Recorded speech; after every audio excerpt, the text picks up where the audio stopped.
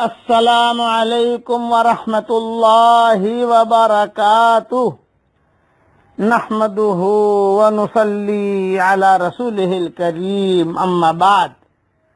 آج کا سبق سن لیجئے، سبق نمبر 840۔ حضرت ابو ہریرہ رضی اللہ تعالیٰ عنہ سے روایت ہے کہ حضرت محمد صلی اللہ علیہ وسلم نے فرمایا، ہمارا مالک اور رب تبارک و تعالی ہر رات کو جس وقت آخری تہائی رات باقی رہ جاتی ہے، آسمان دنیا کی طرف نزول فرماتا ہے اور ارشاد فرماتا ہے، کون ہے جو مجھ سے دعا کرے اور میں اس کی دعا قبول کروں؟ کون ہے جو مجھ سے مانگے میں اس کو عطا کروں؟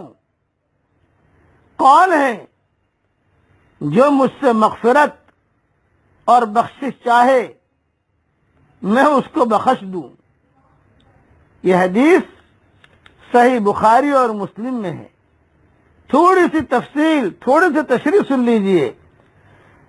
آسمان دنیا کی طرف اللہ تعالیٰ کا نزول فرمانا جس کا اس حدیث میں ذکر ہے، یہ اللہ تعالیٰ کی ایک صفت اور اس کا ایک فعل ہے جس کی حقیقت ہم نہیں جانتے۔ جیسے اللہ کا ہاتھ، اللہ کا چہرہ اور عرش پر قائم ہونا، یہ ساری چیزیں اس کی حقیقت سے کوئی بھی واقف نہیں ہے، لیکن اس حدیث کا یہ پیغام بالکل واضح ہے کہ رات کے آخری تہائی حصے میں اللہ تعالی اپنی خاص شان رحمت کے ساتھ بندوں کی طرف متوجہ ہوتا ہے اور خود ان کو دعا اور سوال اور استغفار کے لیے پکارتا ہے۔ جو بندے اس حقیقت پر یقین رکھتے ہیں ان کے لیے اس وقت بسترے پر سوتے رہنا اس سے زیادہ مشکل ہوتا ہے جتنا دوسروں کے لیے اس وقت بستر چھوڑ کر کھڑا ہونا مشکل ہوتا ہے۔ یعنی انہیں سونے میں مزہ نہیں آتا بلکہ کھڑا ہونے میں مزہ آتا ہے۔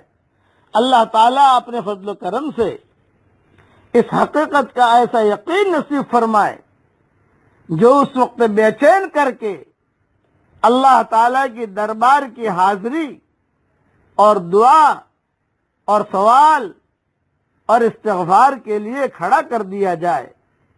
یہ میں نے مختصر تشریح کی۔ اب میں چونکہ آج کل ہمارے یہاں غفلت ہے، اس لیے میں اس میں ایک بات اور تھوڑی سی بڑھا دیتا ہوں۔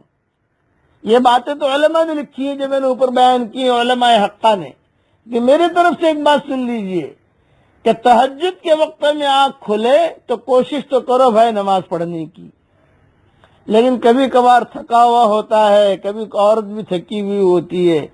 اگر آپ اس وقت نماز نہیں پڑھ سکتے تو کم سے کم کلمہ تو پڑھ لو، لیٹے لیٹے سبحان اللہ تو پڑھ لو، لیٹے لیٹے سبحان اللہ بحمدہ تو پڑھ لو، اور اس میں جو ہے تو پاکی ناپاکی کا بھی شرط نہیں ہے۔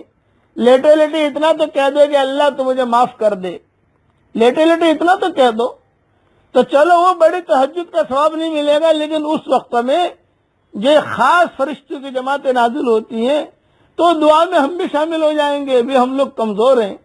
اس کے لیے تہجد پڑھنے کا تو اہتمام ہونا چاہیے۔ یہ سلف صالحین اور پچھلی امتوں کا شعار رہا ہے، اور پچھلی امتیں بہت اہتمام کے ساتھ تہجد پڑھا کرتی تھی۔ یہ روایتوں میں آتا ہے کہ خاص اللہ تعالیٰ کے قرب کا ذریعہ ہے۔ جنید بغدادی کے بارے میں منقول ہے کہ ان کے انتقال کے بعد کسی نے ان کو خواب میں دیکھا کہ تم پر کیا گزری، کیا ہوا؟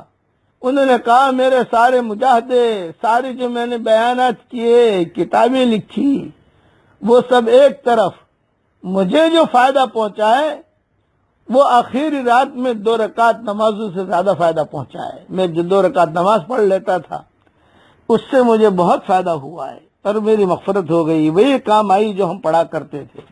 اس کے لیے پڑھنے کا اہتمام کیجئے تہجد کا، اور یہ خیال سے اٹھیے کہ اللہ یاد کر رہا ہے مجھے، اللہ مجھے یاد کر رہا ہے.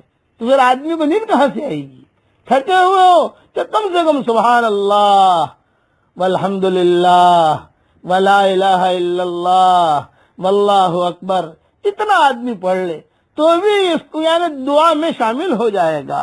اب پڑھ لیجئے میرے ساتھ، ربنا آتنا فی الدنیا حسنہ وفی الآخرۃ حسنہ وقنا عذاب النار. آمین آمین یا رب العالمین. والسلام علیکم ورحمۃ اللہ وبرکاتہ، وآخر دعوانا ان الحمد للہ رب العالمین.